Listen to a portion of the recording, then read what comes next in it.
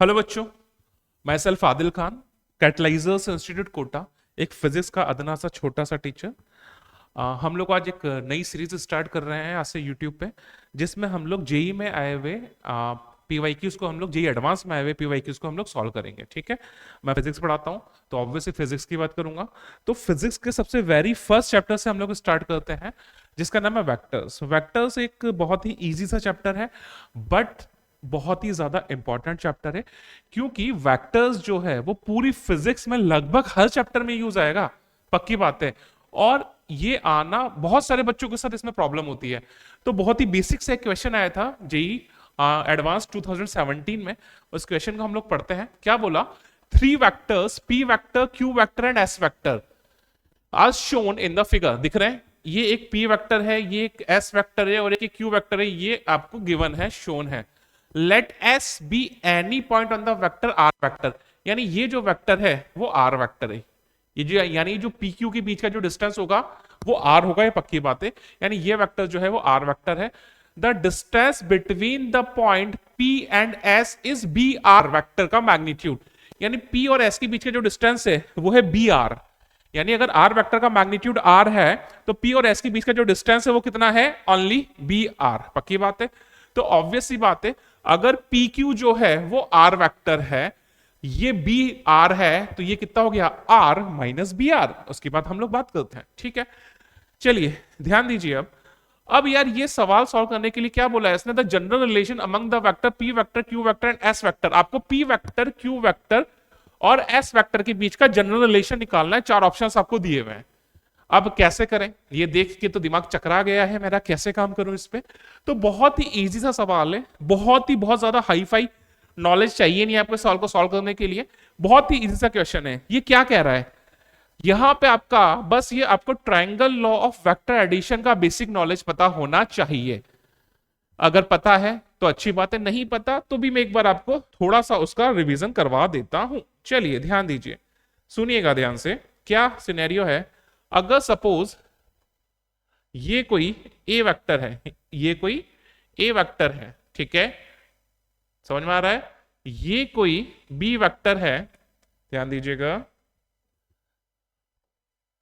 ये कोई B vector है, ठीक है। और आपको बोला है कि जो आर वेक्टर है वो होगा ए वेक्टर प्लस बी वेक्टर। यानी ये ए वेक्टर हो गया, ये बी वेक्टर हो गया। तो पहले जो वेक्टर लिखा होता है उसके हेड पे हम लोग सेकंड वाले वेक्टर का टेल लाके ऐड करते हैं पैरेलल शिफ्ट करते हुए। उसके बाद हम लोग क्या करने वाले हैं? उसके बाद हम लोग ट्रायंगल कंप्लीट कर देंगे। ट्रायंगल कंप्लीट कर दिया मैंने, ये ट्रायंगल मेरा कंप्लीट हो गया, ठीक है। और ये जो ट्रायंगल की नई जो आर्म बनी है, इसे डायरेक्शन हम लोग देंगे साइक्लिक ऑर्डर के अपोजिट। क्या करेंगे? साइक्लिक ऑर्डर के अपोजिट डायरेक्शन दे देंगे। यानी ए का डायरेक्शन ऐसा है, बी का ऐसा है। तो ये जो रिजल्टेंट है, अगर साइकिल चल रहा होता तो इसका डायरेक्शन, आर का डायरेक्शन ऐसे होता, बट साइकिल के अपोजिट डायरेक्शन देनी है, इसलिए इसका डायरेक्शन गया आगे की तरफ, साइकिल के अपोजिट। तो यानी ये हो गया आपका आर वेक्टर। बस ये इतना सा आपको ट्रायंगल लॉ इसमें यूज करना है। आई बात समझ में? इतना सा ट्रायंगल लॉ आपको यूज करना है। चलिए ध्यान दीजिए। तो अब अपने सवाल पे आते हैं।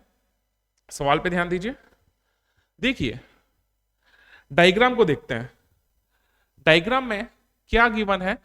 आर वेक्टर, ये पी वेक्टर है, ये आर वेक्टर है और ये क्यू वेक्टर है। दिख रहा है? दिख रहा है? यहां पे गिवन है R vector is equal to Q vector minus P vector. तो यहां से इस रिलेशन से मैं बोल सकता हूं आपके लिए कि जो P vector plus R vector जो होगा वो क्या होगा? Q vector. समझ में आया? P vector plus R vector जो होगा वो क्या होगा? Q vector. वही बात, इसका हेड होगा, इसका टेल होगा। तो देखो ये रहा आपका पी वेक्टर, ये रहा आपका, अगर मैं इसको ऐसे डायरेक्शन दूं तो ये हो जाएगा आपका आर वेक्टर। तो ये हो गया पी वेक्टर, ये हो गया आर वेक्टर और ये हो जाएगा आपका क्यू वेक्टर। पक्की बात है? तो एक रिलेशन तो मेरे पास यहां से आ जाता है, समझ में आता है मुझे। अब सवाल में गिवन है कि ये जो मैग्नीट्यूड है वो बी आर है, ये जो मैग्नीट्यूड है वो क्या है? B R. आगे बात समझ में?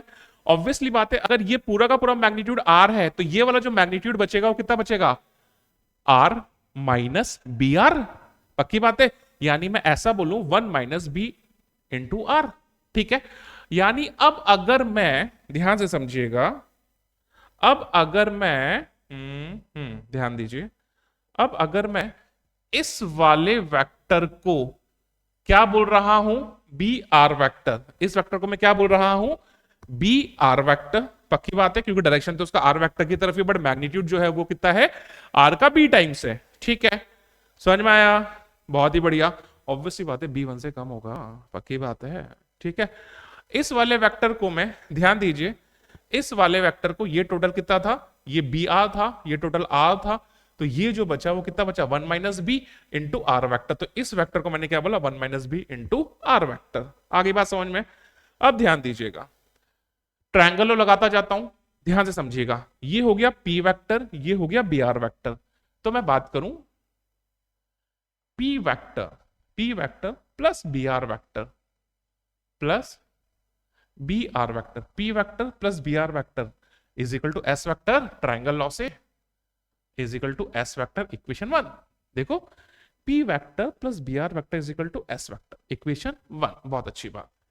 इस वाले ट्राइंगल से बात करूं, ये वेक्टर है एस वेक्टर, ये है 1 minus B into R vector, उनका रिजल्टेंट क्या है, क्यू वेक्टर। आई बात समझ में। तो उसके लिए मैंने लिखा S vector plus 1 minus B into R vector is equal to, ये हो गया क्यू वेक्टर। आई बात समझ में। S vector plus 1 minus B into R vector is equal to Q vector, ये हो गई आपकी इक्वेशन 2। अब क्या हुआ भाई सवालों में, आप ऑप्शंस देखें तो ऑप्शन में आर कहीं भी नहीं है, यानी कुल मिला के मुझे क्या करना है, आर को इल्यूमिनेट करना है। क्या करना है, आर को इल्यूमिनेट करना है। तो इक्वेशन 1 से आर का वैल्यू निकाल दूं क्या मैं, क्या करूं, इक्वेशन 1 से आर का वैल्यू निकाल दूं, तो यहां से जो आर वेक्टर हो जाएगा वो क्या हो जाएगा, S vector minus P vector divided by B हो जाएगा क्या। इस आर वेक्टर का वैल्यू यहां पे पुट कर दूं, इस आर वेक्टर का वैल्यू यहां पर पुट कर दूं। जब इस आर वेक्टर का वैल्यू यहां पर पुट किया मैंने, तो ये बना S vector plus 1 minus B R vector, R vector जो हो जाएगा वो हो जाएगा S vector minus P vector upon B is equal to Q vector, ठीक है। यहां से मैं बी एलसीएम ले लेता हूं, तो ये हो जाएगा B S vector plus 1 minus B into S vector minus Q vector, और बी को उधर मैं क्रॉस मल्टीप्लाई कर देता हूं, तो ये हो जाएगा बी क्यू वेक्टर, ठीक है। तो यहां से ये हो जाएगा B S vector plus, multiply कर देता हूं 1 को, तो S vector minus P vector minus B S vector plus B P vector is equal to B Q vector. अरे कुछ कैंसिल आउट हो रहा है क्या, अरे हो रहा है, बी एस वेक्टर से B S vector cancel out हो गया। थोड़ा सॉर्ट आउट करते हैं, एस वेक्टर मुझे चाहिए, तो एस वेक्टर को मैंने एज इट इज लिखा, उधर क्या है B Q vector, P vector उधर चला गया, तो plus P vector plus B P vector, पक्की बात है। तो यहां से जो एस वेक्टर जो आ जाएगा, यहां से मैं पी कॉमन ले लूं, यहां से मैं पी कॉमन ले लूं, कुछ माइनस हो रहा है क्या, कुछ गलती तो नहीं की, हाँ ये बीपी वेक्टर उधर जाएगा तो माइनस हो जाएगा ना बाबा, गलती कर दिए, लिखिए 2 मिनट, हाँ। तो यहां पर ये जो आएगा ये माइनस आएगा, ठीक है। हाँ तो देखिए B Q vector as it is, minus P vector उधर गया तो plus P vector, plus B P vector उधर गया तो ये माइनस बीपी वेक्टर। आगे बात समझ में। यहां से मैं पी कॉमन लिया, तो यहां पर आ गया पी वेक्टर कॉमन लिया मैंने, तो ये आ गया 1 minus B plus B Q vector. क्या कोई ऑप्शन ऐसा है क्या, देख लीजिए। फर्स्ट ऑप्शन में नहीं, बी स्क्वायर आ रहा है, सेकंड में बी माइनस 1 नहीं, third option 1 minus B into P vector plus B Q vector, तो बिल्कुल सही है आपका थर्ड ऑप्शन जो है वो एग्जैक्टली सही है। तो ये देखिए एडवांस में इतना इजी क्वेश्चन आपके पास आया था जो बहुत ही इजीली सॉल्व हो जाएगा, काफी है।